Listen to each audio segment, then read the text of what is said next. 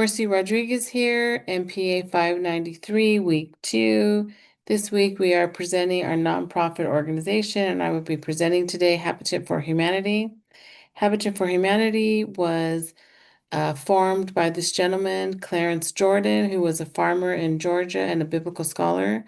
He had the ideal of building homes and providing shelter for families in his community that he knew were sharing homes. He actually partnered with Millard and Linda Fuller in 73 to build these homes, and they traveled to the Congo where they knew it was much needed shelter there. And when they returned in 76, they actually formally formed the Habitat for Humanity.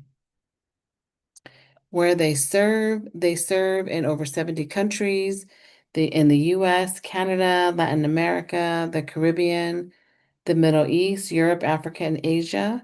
And they actually have served since 1976 or have helped more than 62 million people build or improve their home. In fiscal year 2024 alone, Habitat has helped over 3 million people build a home or improve their home. And over 5.3 million people have gained the potential to improve their housing conditions through training and advocacy. And since 76, they have had over 100,000 volunteers help build, advocate, and raise awareness about the global need for shelter in the fiscal year. Their mission is seeking to put God's love into action and bring people together to build homes, community, and hope. Their vision is a world where everyone has a decent place to live. And their principles and values are listed on the webpage. They list their 5 principles, which is 1, to demonstrate the love of Jesus Christ, 2, to focus on shelter, 3, to advocate for affordable housing, 4, to promote dignity and hope. And their final principle and value is to support sustainable and transformative development. Their impact in the community and why it's so important. They don't just build homes, but they work with hundreds of thousands of volunteers and they partner with other companies all around the world to build these homes and with the ultimate goal of not just home ownership, but also affordable mortgages. And through volunteering, advocacy, and support, these 3 efforts not only offer affordable housing, but also financing, long-term loan success as they partner with homeowners and financial education for future homeowners as well. They have something called the CLT and Habitat Ownership, the cycle, which stands for Community Land Trust. So basically, the habitant sells the home, they retain ownership of the land, and the homeowner pays a small monthly ground lease fee for a long-term renewable lease. Then the homeowner experiences this benefit of homeownership and they pay an affordable mortgage and it builds equity. And then when the homeowner is ready to sell, they do at an affordable price. So the homeowner benefit is the appreciation in value and equity. And because the habitant owns the land, the home will remain affordable for the next habitant home buyer. So I thought that was actually really important to mention that they have this cycle.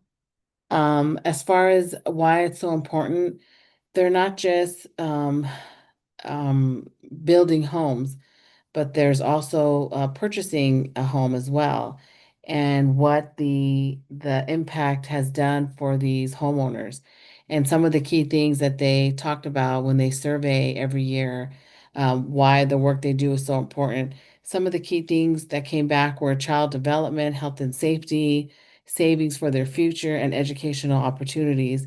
So they surveyed their homeowners and found a significant amount of better physical health overall, as well as children's grades improved just by having a home. Their health and safety, they felt safer in their homes, and that will in turn improve how they feel about themselves. As far as savings, they had more home savings, and they feel more connected to their community. And then with educational opportunities, the adults actually complete educational or on-the-job training, and it was a high percentage of the homeowners who completed that. So I thought that was important to mention. So the board of directors is actually interesting. They have five board of directors or members on the board of directors. Their main chairman is a lady, Mary Cameron, who is from Canada, and she owns a drilling solutions company.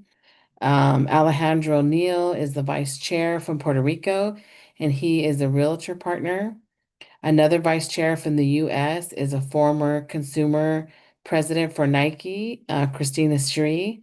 Their treasurer is Amy Weaver from the US, and she is a CFO for Salesforce.